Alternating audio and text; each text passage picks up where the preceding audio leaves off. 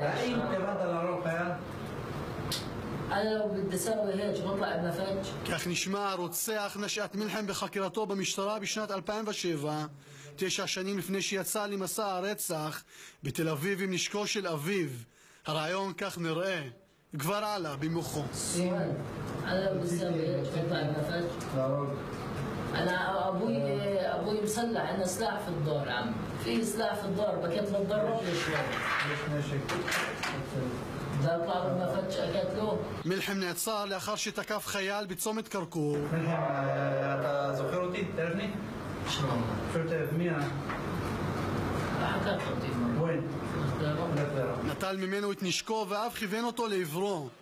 חייל הצליח להשתלט עליו ברגע האחרון וכך חייו ניצלו.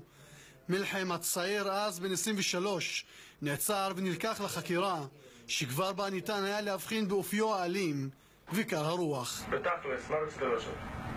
להתנקם ולעשות מהנקמה הזו תקע. וגם אני סוגר חוב. לקח למשפחה שיהיה לה לקח. מה ניסית? ניסיתי לפחות להוכיח לעצמי שאני גבר. לדעתי היה מקום לתפוס אותו ולבדוק מקרוב, לחקור אותו, שאז נוכל לדעת את כל המניעים של האירוע הראשון והשני ומדוע הוא עשה את זה. כי היום אנחנו נותרנו עם הרבה מאוד שאלות פתוחות. השופט יחיאל ליפשיץ בבית המשפט המחוזי בחיפה אישר לנו היום לשדר את החומרים האלה, חומר החקירה של נשאת מלחם משנת 2007. הוא השתכנע בנימוקים שהצגנו בדיון, בין הנימוקים שהועלו כתהייה, כשאלה, איך המדינה הנפיקה רישיון נשק לאבא בזמן שהבן ניסה לחטוף נשקו של חייל.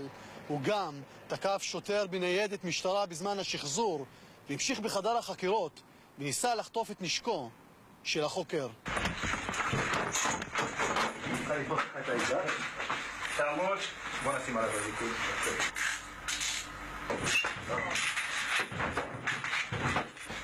קום חביבי, קום.